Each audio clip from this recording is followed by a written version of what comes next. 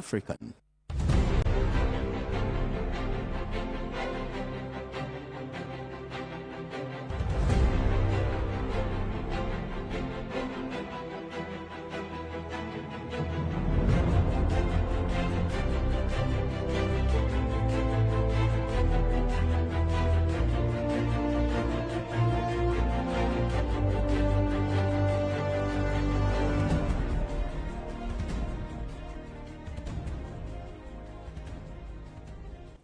Now, welcome to Hot News right here on Pan-African Television.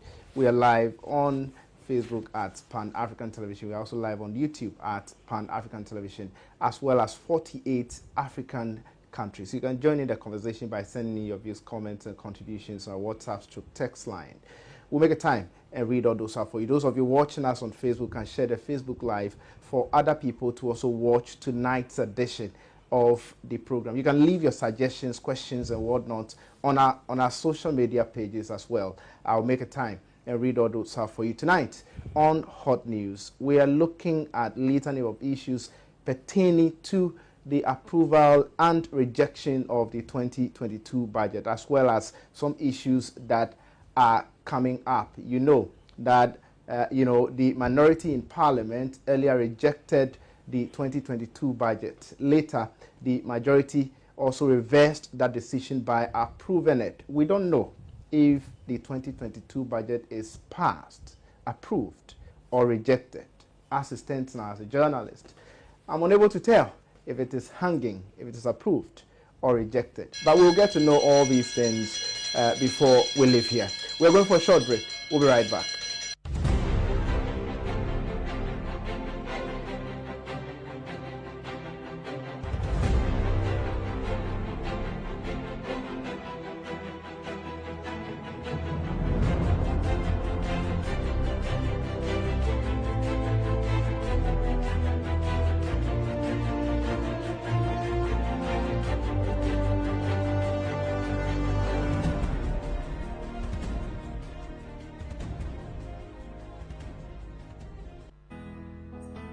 African Center for Capacity Building, AFCA, organizes the following executive and advanced certificate programs like Executive Certificate in Project Management, Executive Certificate in Human Resource Management, Executive Certificate in Real Estate and Property Management, Executive Certificate in Data and Records Keeping, Executive Certificate in Monitoring and Evaluation, Executive Certificate in Logistics and Transport Management, Executive Certificate in CCTV Monitoring and Installation.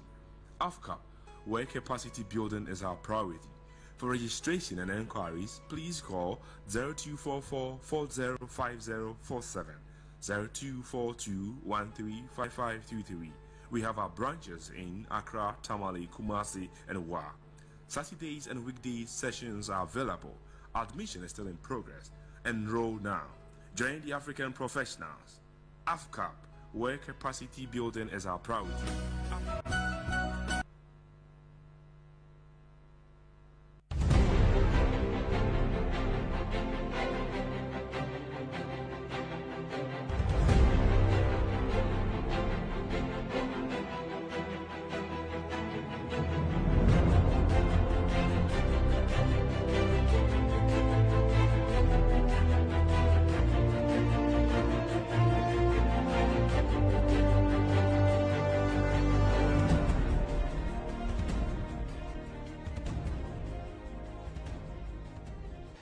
Welcome back. You're still watching Hot News right here on Pan-African Television with me, Justice Apia. And tonight, as I said earlier, we are looking at the budget, its approval, rejection, and other issues that are actually, coming up. And we've been joined in the studio by the Member of Parliament for Bunkrugu, Honorable Abed Bandim.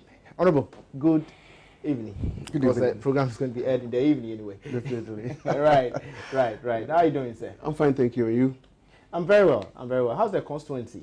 The constituency is doing very well, and I'm constantly in touch with the constituency, and they are doing very well. I see. All right, let's move straight to business. I mean, the 2022 budget, its rejection, reversal by the majority approving it and all of that, it became a whole lot of issues, or a whole lot of issue in Parliament. What is the current state of the 2022 budget? Well, the current state of the 2022 budget will definitely be determined by the motions that our side, led by the Honorable Haruna Idrisu, Right.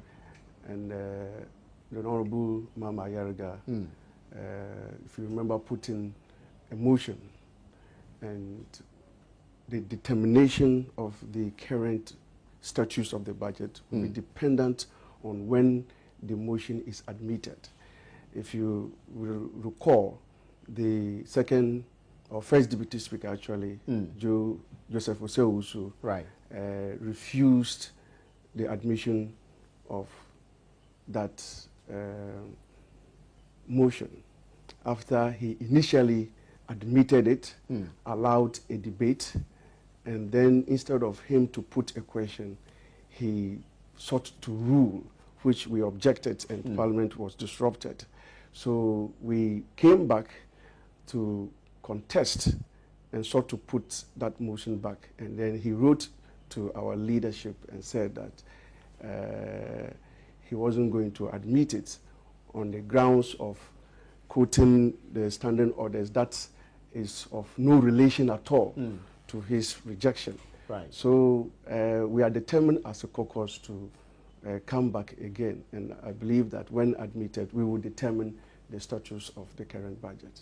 Right. I mean, what are your grounds? I'm talking about the minority for rejecting the budget. What's wrong with the budget? What at all is wrong with it? Well, when the budget was read, we discovered that the budget was a killer budget. If you recall also that we named it a killer budget. Right. Because we know that there is so much hardship in the country. So our leader, Haruna Idrisu, coined it a Krumyeshi budget. Right. You know, and already the temperature is hot. Things are not working. And then you come with a budget that's seek to introduce more taxes to the people. So it means you are killing the people. So that's why we call it a killer budget. Particularly the introduction of e-levy is what is the killer. What's wrong with the government introducing taxes to develop the state? There is everything wrong with the government introducing taxes to develop the state, because we have a government that has collected so much money in terms of the taxes they raise. They have taken so much donor monies. They have borrowed, okay, in addition to COVID-19 fund. Right. All of this money put together could have done a lot for this country, but they have failed to deliver on their campaign promises because we haven't seen roads built, even though they have on 3 consecutive years declared those years as the years of roads. Right. And yet we haven't seen roads anywhere. There are no hospitals built anywhere. There are no schools built anywhere. In fact, when His Excellency the President, the former President, John Dramani Mahama, was in power, we saw the construction of E-blocks to various constituencies. We saw the construction of hospitals. We saw roads asphalted. Okay, but this government has borrowed so much, in addition to the tax they are collecting, and and COVID-19 funds, and yet we cannot match what has come in and what they have been able to do on the ground. That is why we are against the COVID. The government has given very tangible reasons as to why they have introduced the e-levy, the 1.75% e-levy. Yes. And they are saying that this will help in building infrastructure, including roads and all of that. They've also spoken about the fact, they've also talked about the fact that this will also help government generate some revenue in creating jobs for the teeming youth of this country. All these things are things government needs to do and would need money for. why don't you give them benefit of doubt? That is true. However, the point I'm making is that the monies, the amount of monies government has been able to raise by borrowing, by virtue of tax, and by also getting COVID-19 funds put together, should have been able to do at least half of what they are saying they want to do. They cannot at this time, this evening, now tell us that it is only the e-levies that can come to do what they were supposed to do with the monies that they have been able to rake in as revenue. So we are not convinced. If government can demonstrate that these monies would be used in the development and in improving our health conditions and providing employment for our youth, they should have done that with what they got since 2020, as in COVID-19 funds, as in the amount of loans that they have procured outside of this country. But nothing of that is on the ground to see. So how do you tax the people more when you are not doing anything? That is our contention.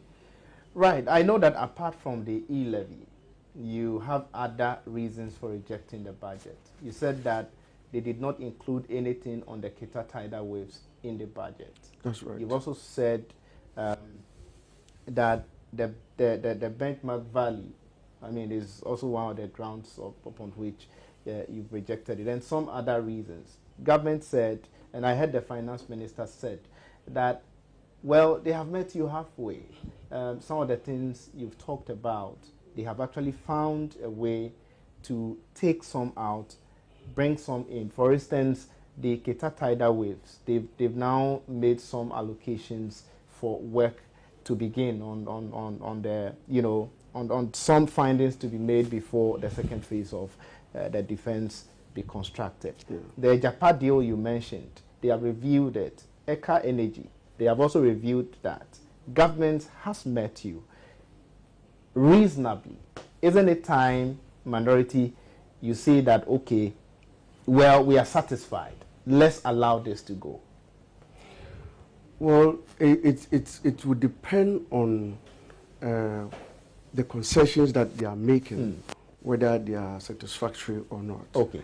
First of all, with reference to the tidal waves that you just made, the concession in there, we are told by the Minister of Finance that the monies allocated is only for feasibility studies. Okay. But we are saying that the people were affected, the people of Kita and other people who are living along the coast were affected. And government needed at least to show some concern for the people. Are you saying that government hasn't shown any concern since this issue, you know, came up? Well, the government didn't until we made noise about it in Parliament and until the former president, His Excellency John Dramani Mahama, mobilized some items, relief items to go to assist the people. Then government now sent the NADMO people. The NADMO people went virtually empty-handed. Right. There was nothing virtually for them to give to the people to relieve them of their pain. Remember, majority of them lost their houses. They didn't have anywhere to sleep. Compared to what the government went to do, I mean, cannot be said to be anything, you know.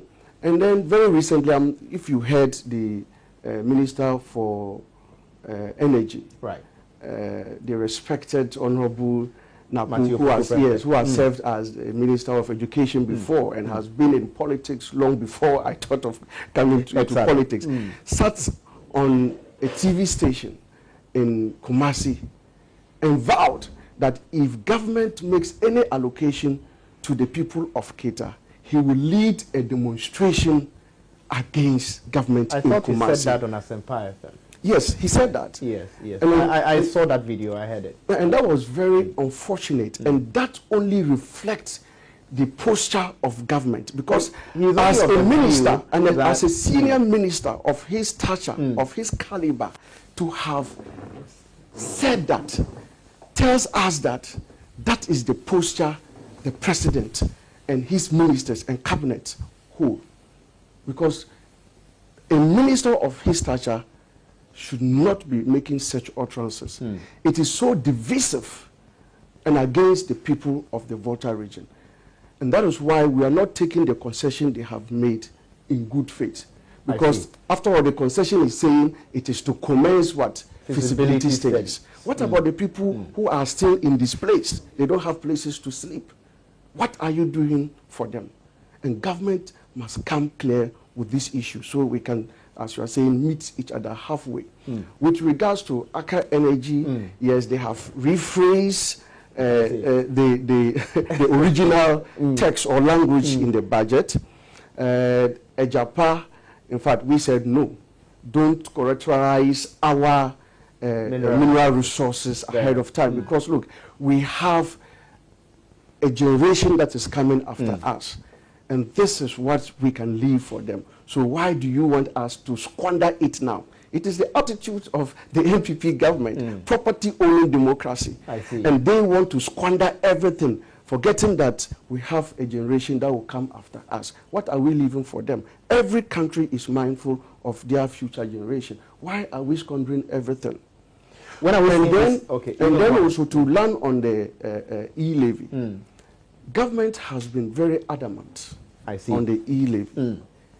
The concession came, and there was nothing about the e-levy.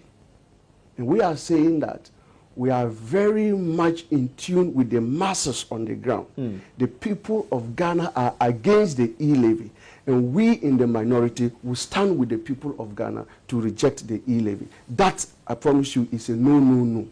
But the finance minister maintains that the e-levy is the best way to generate enough revenue for this country.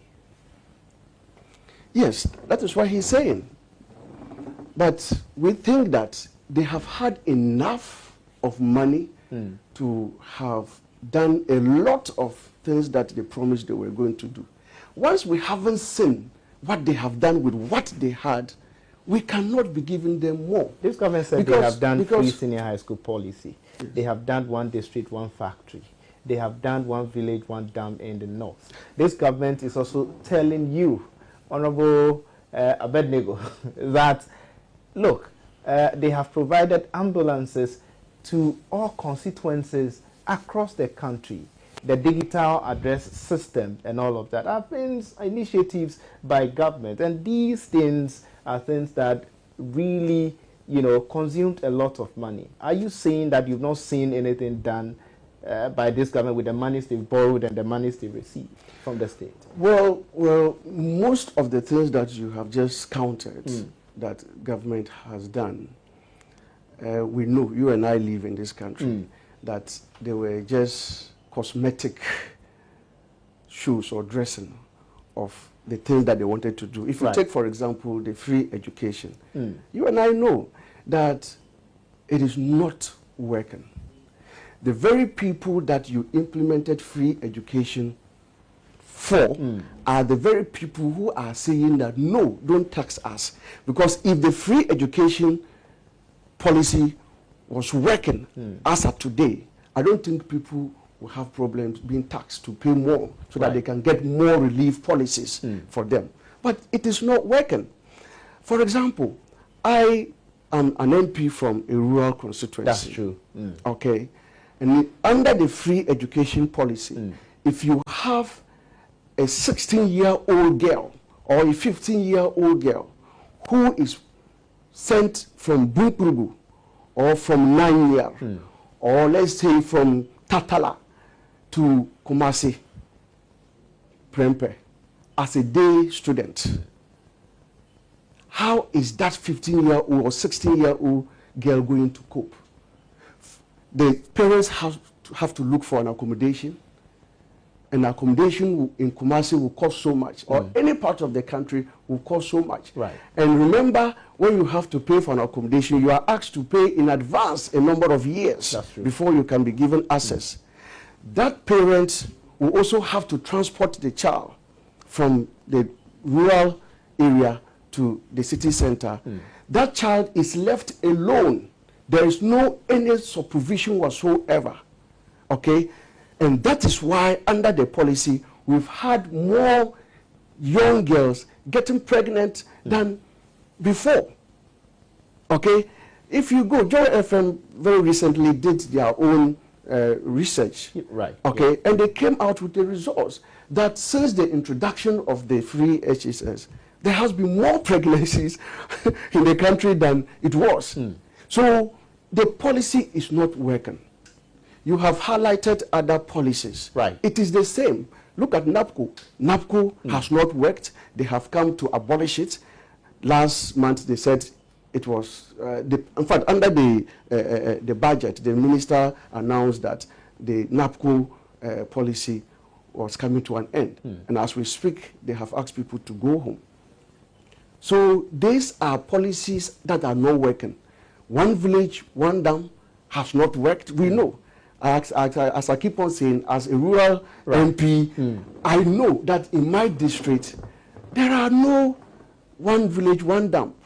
Okay, they were just dug out that now have dried. I see. So they only came during the rainy season to just dig something, and then after that, it's dried up.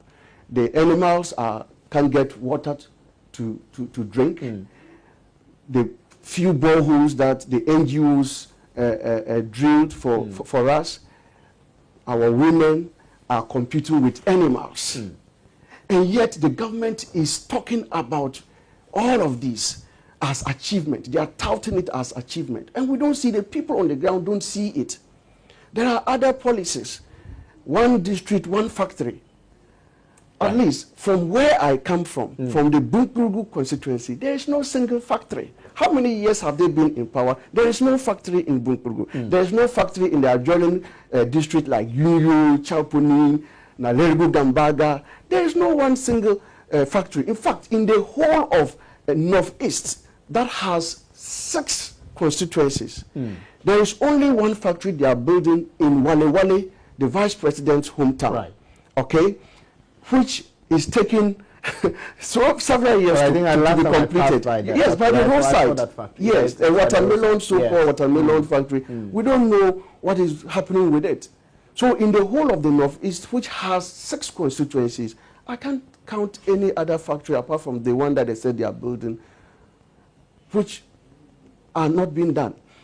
Let me reveal to you that we discovered only last week when the MP for, was it Boli Bomboy or one of those constituencies, asked the Minister of Sanitation how many boreholes government has been able to drill since they took power in 2017. It came out in her answer that in the whole of Savannah region, a single borehole has not been built. In the whole of Northeast, the hometown of the Vice President, Dr. Mahmoud Bawumia, a single borehole has not been built. I see. For all these years they have been in power. So we are living under the benevolence of the NGOs that are helping us drill boreholes for our people. Or else, if we want to rely on this government, we would have died of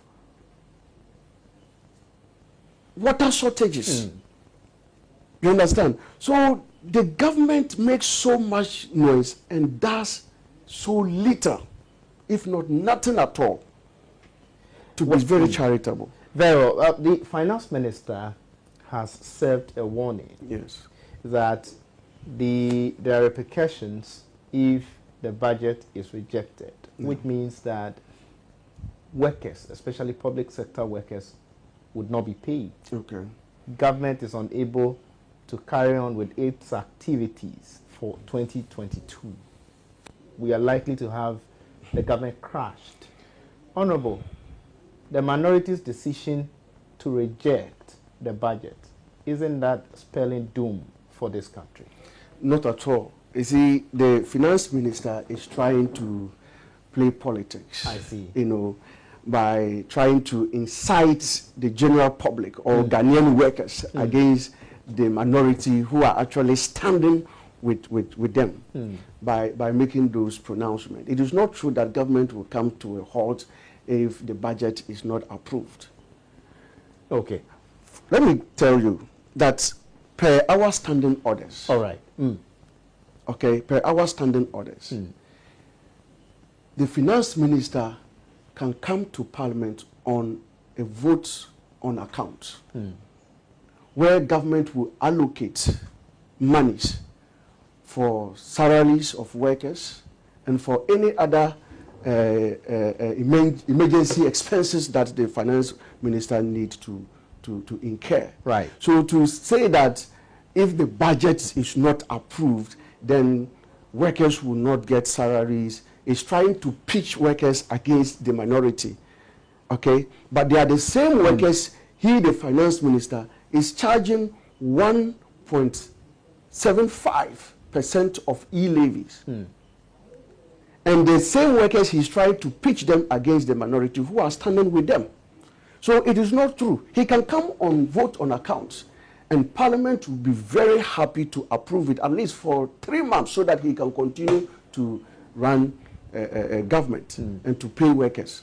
So that's, we don't buy it. When it comes to the e-levy, once again, the finance minister has said that he will continue to engage your side on the matter. Are we looking at getting to a point where there will be some sort of agreement? You are asking for the entire e-levy thing to be scrapped. It should be taken out of the budget. What if there is a reduction, a reasonable one at that? Well, he came to Parliament, remember, on the day that we were going to vote on the budget, and indeed wanted, in his own words, had a prayer to make on the floor of Parliament even before the debate on the budget concluded. But we said no. After you presented the budget, we went for post-budget workshops and considered everything in whole, and even came back to commence debates on the budget for a week. And on the day that the debate was to be summarized by our leaders, then you now come with a prayer, okay, trying to make concession. Then, if you recall, Mr. Speaker said, no, allow the debate to continue. In fact, it was our leader, the minority leader, who said, no, today we are to conclude debate on the budget and the vote will be taken. So if the finance minister has a prayer to make, at least he should allow the debate to be concluded before he can make those prayers that he wanted to make. So Speaker allowed the debate to conclude. So the minority leader concluded his debate, then the majority leader also did. And then he was allowed to make the prayer. And then he now said that, oh, he wanted more time to engage with us before a vote will be taken on the budget. Right. But we thought that was not fair, particularly when, after the delivery of the budget, the minister himself was not even in Parliament to listen to the various concerns that were raised during the debates. And at some point, our side called on the minister to be present so that he can be abreast with the issues that members were raising on behalf of their constituents with regards to the budget. But he wasn't. Now, when an opportunity was given for him to present his prayer, he only called for more engagement. We said no. And in Mr. Speaker's own words, he said, Mr. Minister, you had every opportunity to do this engagement before coming to present the budget. And even after the presentation of your budget, there was still room for you to engage all stakeholders, not only the minority group. Even at the budget, post-budget workshop, he was there. He was in Ho when we went to Ho for the post-budget workshop. The minister was there. He didn't find it necessary to engage on the issues that we were raising all along, only to come on the floor of Parliament on the day that the budget was to be voted on to say that he wants to engage. And we thought that was unfortunate. Well, we are still open with the engagement because we are helping government to run. The people must not suffer. And so as far as time is going, you know, things will not be running properly. So we are not putting impediment on government. If the finance minister wants to engage with the minority at any time, our doors are open for him to come and engage us. But he would have to be truthful with us, have to put the figures, and also listen to us. But if you close your ears and you're not willing and ready to listen to the suggestions that the minority group has, then there is no engagement. So he must come clear and be prepared to listen to us. And be prepared to listen to the minority. Viewers, you're still watching Hot News right here on Pan African Television with me, Justice Apia. Keep your messages coming in. We'll make a time and read all those out for you. Those of you watching us on Facebook, please share the Facebook Live for other people to also watch tonight's edition of the program. Now, Honorable, let me come to your committee. I believe you are on the Communications Committee in Parliament. That's very right, well. yes. The Communications Committee of Parliament has suspended the consideration of the 2022 budget estimates for the Ministry of Communications and Digitalization. According to the committee, the ministry has failed in the past 6 years to furnish the House with audited accounts of the National Communications Authority, NCA, and other agencies under its supervision. True or false? Well, true. You have suspended. True, but with explanations. What are the we need to offer. explanations? Yes, when we're scheduled to meet with the minister and her team to consider their estimates, I raised a concern, Right. okay, to the effect that the minister was in violation of the standing orders of Parliament, particularly Order 105. Okay.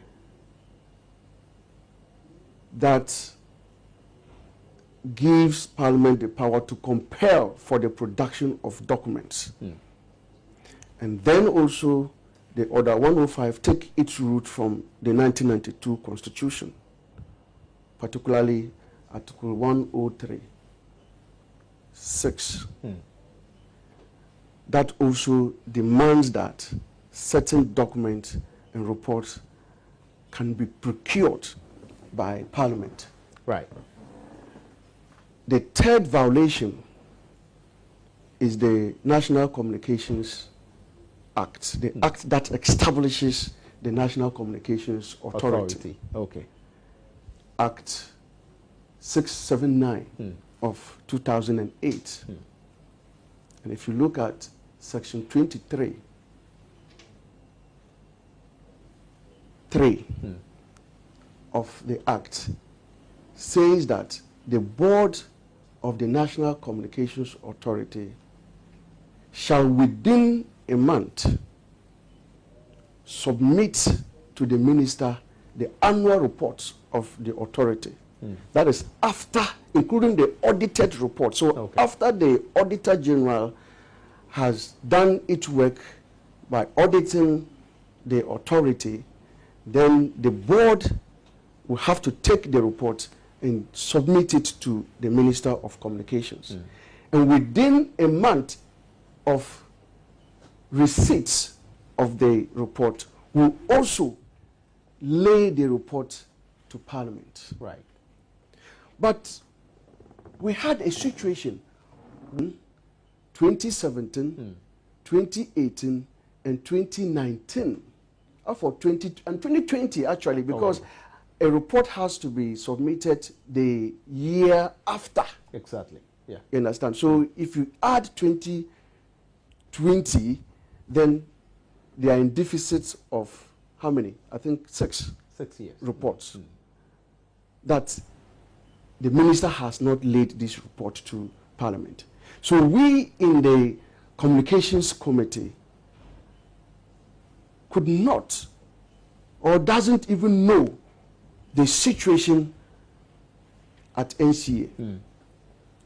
So when she appeared before the committee for the estimates, I raised the objection that until those reports were submitted to the committee should not engage the minister. So they should go and come back with a report before we can sit down to have a discussion on their estimates.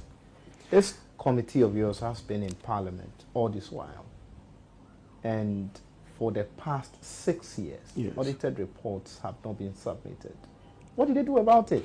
Why are you now demanding for those reports? No, we are not only now demanding for the committees, for the report. We have consistently, anytime we had the opportunity to engage the minister, we drew her attention. What reasons were ascribed to why the reports have not been submitted? Well, she kept, from 2015. Yes, she kept on telling us that the authority, the NCA, had not submitted to her the reports. And in fact, when we met to consider the estimate, she had that posture that until she receives the report, she was unable to lay anything because she has to receive the report. And I made the point that, no, you don't sit down and wait until the NCA brings you the report before you give it to Parliament.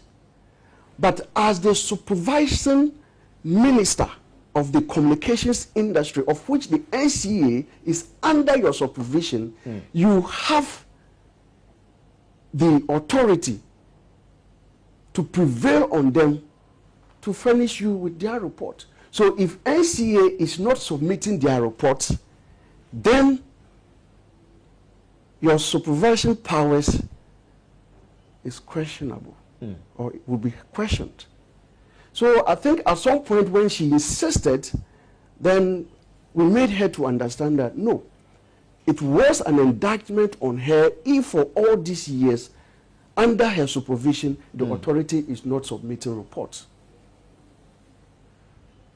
Wow. Anyway, but I learned she also talked about the fact that some of the reports have been submitted also. I don't know if that has got into your notice. Yes, that is true. It was at that same meeting that she had 2 reports with her at the meeting. I'm sure she may have,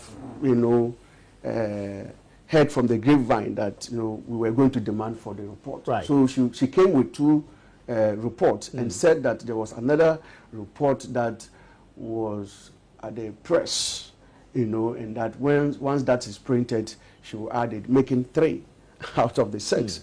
And that based on that, we should consider the estimates. And we insisted that no, because the report that she was holding at that material movement, we didn't know what it contained, and that the report should be properly laid before Parliament. So you don't appear to the committee with reports in your hands when officially you have not laid before Parliament. So it went back and forth, and then sitting was suspended. To go back and look at to consult. And then when we resumed, we agreed that, well, because she had 2 reports in her hands, and one was to be printed, so 3 reports, we could continue with the estimates.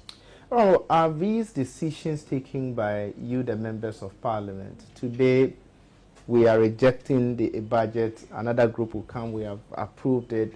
Tomorrow, we are suspending sitting because a certain minister has not done something right and all of that. Are these things not detrimental to the development of this country?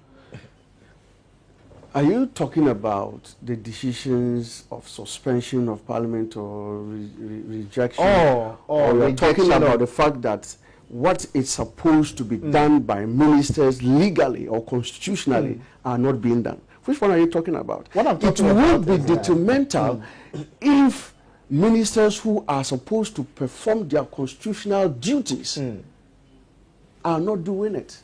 It behoves on the ministers to make sure that they obey the laws of this country. For example,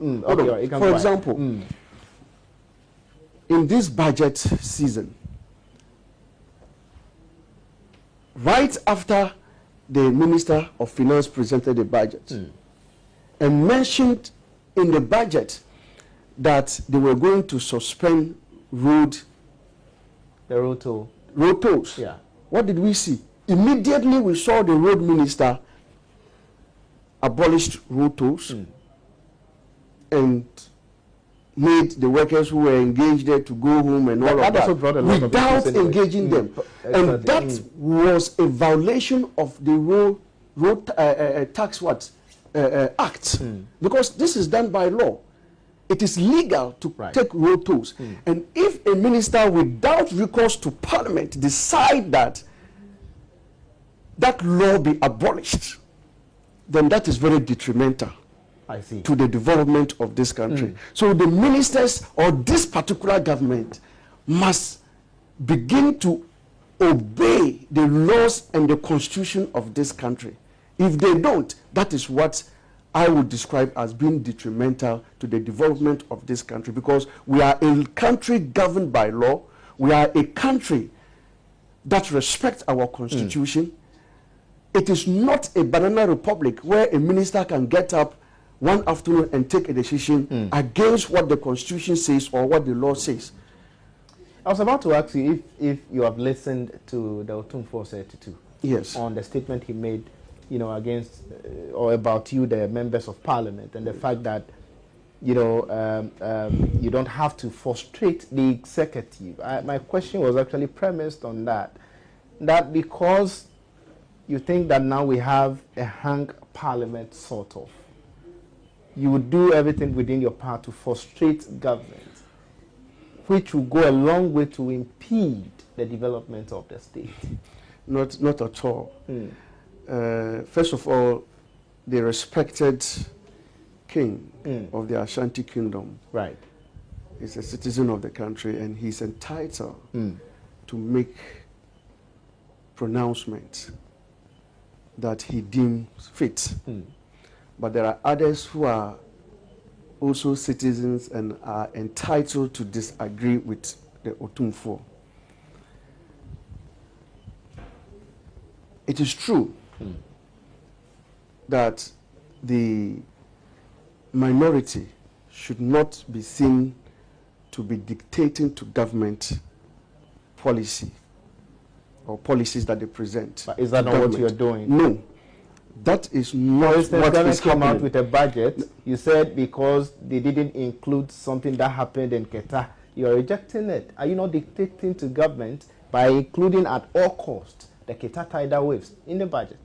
Not at all. I don't think that is what we are doing. But that is how the energy minister understood your act. And that's how come you said that, well, look, the people of Kumasi were also hit with floods. Yes. If government didn't do anything about that, government hasn't included that in the budget and would include that of Keta, he will lead the people of Kumasi to demonstrate. Well, the minister is a member of parliament and he's representing the people of, is it Manchia? Yeah. Yes. And if the people of Kumasi or Manchia, whom he represents, was struck by a natural disaster, as a member of parliament, it was within his right to raise the issue on the floor of parliament and demand that government do something about it. Right. If he slept on his right, and today, because some other people are speaking and standing with their people and demanding for government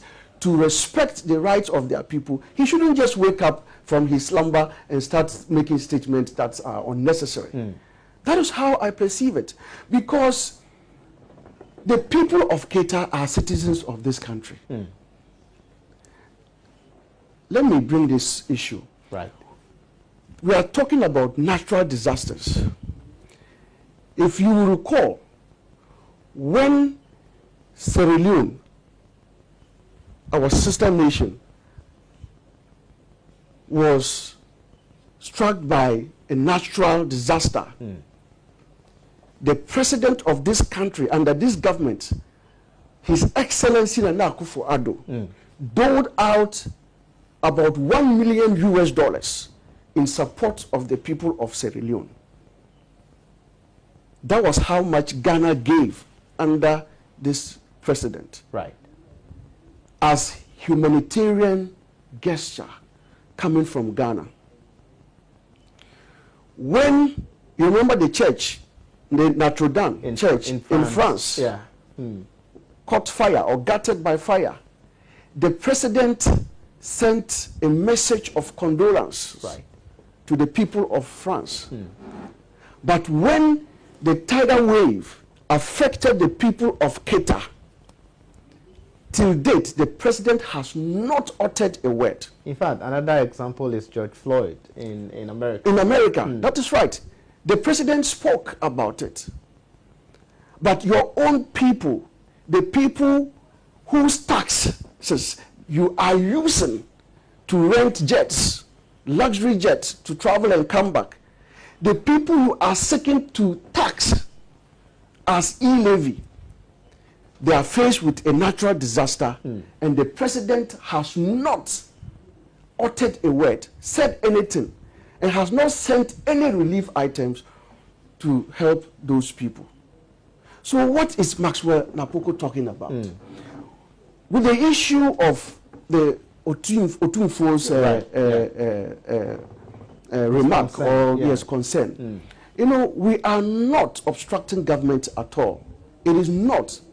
And nobody should feel that because it is a hung parliament. In fact, the government should, in actual fact, recognize that fact, that indeed it is a hung government, that we have equal numbers in parliament today. And therefore, decision-making will not be as easy as in the 7th parliament and other parliament where governments had overwhelming majority. Right. They have to respect that, first of all. And know that under that circumstances, what will save the situation is what? To engage. But most of their policies, most of their decisions are done without the engagement of the minority. They are done without the engagement of civil society and Ghanaians.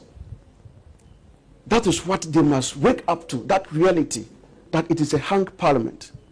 And what we are doing is simply to draw government's attention that you have that obligation to engage, that listen to the masses of the people, which the minority conveys to government. And that is what they are not doing. As for their policies, Ghanaians will judge them. It's just like the free HSS that we talked about. Right. It's just like the one dump, one village, it's just one district, one factory. Ghanaians will be the best judges. And I believe that in 2024, come 2024, Ghanaians will judge them very fairly and will thank them to go and sit down and allow the NDC to come and continue with the good policies that we started. Now back to I mean your committee. The minister has, you know, submitted 2 of the audited reports, 2015 and 2016, I think so. Is it 2015, 2016 or 2016, 2017? Yes. I think 2015, 2016. Yes. What happens if she is unable to submit those other ones you are demanding for? Well, we will meet as a committee to determine. It is not for me sitting here to preempt what the committee will do. I'm just one member of the committee. But the committee is made up of about 19 people. So that will be the decision of the committee. Remember, we also have a ranking and his deputy in the person of the respected Alhaji ABA Fusheni and his deputy, the Honorable Sam George, MP for Ningo Pram Pram. Right. These are respected MPs, well-versed, have served in the committee for a number of years now. And I believe that when we get there, then we will cross. But allow me to end on the two-force issue. Right. It's so interesting that some of our statesmen choose and pick what national issues to comment on and to give advice on. I think that there has been a lot of national issues that has been of concern to Ghanaians that the respected king never commented about.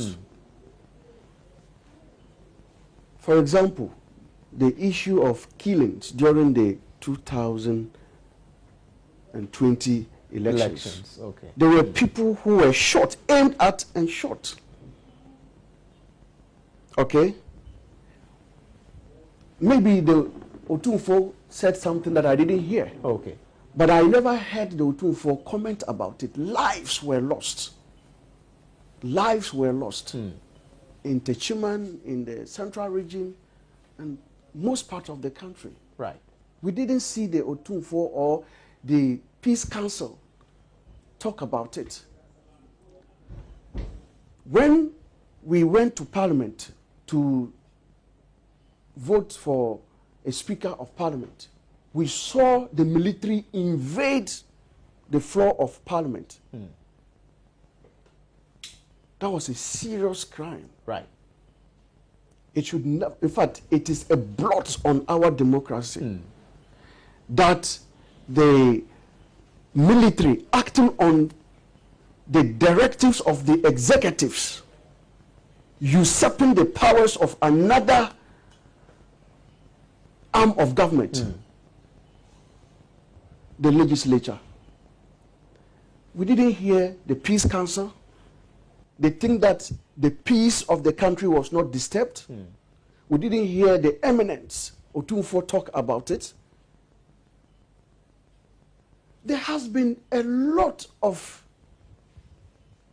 issues, national interest, that they don't talk, but choose to talk on the minority holding government accountable in Parliament. That one is convenient. I think there's something wrong somewhere. And I think that, with all due respect, the Peace Council and Otunfo, who we all look up to for the democracy to continue to strive, should sit up and then offer advices on every national issue of interest. If the government is wrong, they should be bold to tell the government that this is wrong. No. If the minority is wrong, when they speak, we will hear and amend our ways. Right. But I think the silence on some of the issues that, you know, has gone uncommented is a bit problematic. Is a bit problematic. Just as I asked, we are wrapping up, but just as I asked of that of your committee, Yeah. This one has to do with the entire minority. If the finance minister comes again with another concession and he still maintains that the 1.75% e-levy is what he is going by, what would be the decision? What would the minority do? You are not the minority leader anyway. You may have a position on this. Justice, you want me to preempt what will happen? I will not go on that tangent. Right? No. I know. The leadership of the minority are holding this caucus together. Right.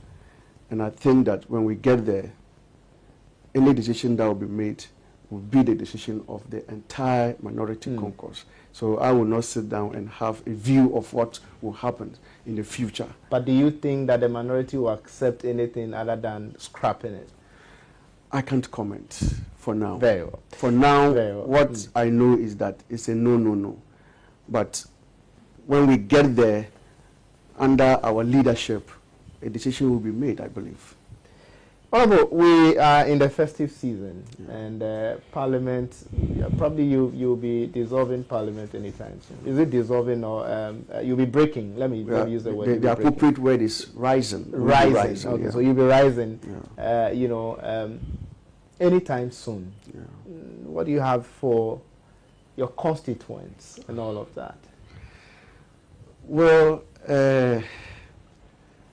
except to wish them a happy Christmas and a New Year. My constituency, the Bumpurugu constituency, knows that I love them so much, and they have given me this office that right. we are sitting right now. It is their office. Very well. So I would like to thank the people of Bumpurgu constituency, the chiefs and elders, the workers and the farmers. Right. That I am very happy that you have brought me to Parliament. I'm here, and whatever I do it with your interest. I will never take decisions that I have not consulted you. I will always consult you and have an idea of what you want me to do, and that is what I will do. I will wish them a happy Christmas. Everybody should go about their business with caution at this period, because there are all kinds of road accidents during this time and all kinds of bad things. So people should be very careful to go about their activities with caution, so we can all migrate into the new year together and continue to build Mother Ghana. Thank you so much, Honorable, for allowing. You want me to say it in my language? Oh yes, of course. I mean, that is allowed. Oh, okay. That's allowed. Yeah. Okay. To chamba betimba namba na mbamba mpanfu tiketini ni pok halibunchian na ya jinka kanan kokumba ya pakena yaman tuntuone katere mwit na ay inkan tuntuone na diti ke mina yim kumola bar ke jindupo so dimba kinsatu nana biya city idu duktumba ya biyongomba mfunti ke tini happy Christmas you know ibene so kurkam saka ibelafia ke 2022 ke tonkwa na lafia ki moni pokiti yenu impoma. Right, thank you so much, Honorable, for giving us this opportunity. We are so grateful for your time. And the people of Bumpurgu, very soon will be there. Your Member of Parliament is here working assiduously to make sure that something better probably gets to the constituency. And we will also support him, you know, whichever way, to make sure that whatever it is that you deserve will get to you. This our time will allow us on the program. Make a time with us, same time tomorrow. My name is Justice Appear, and the show has been Hot News. Goodbye.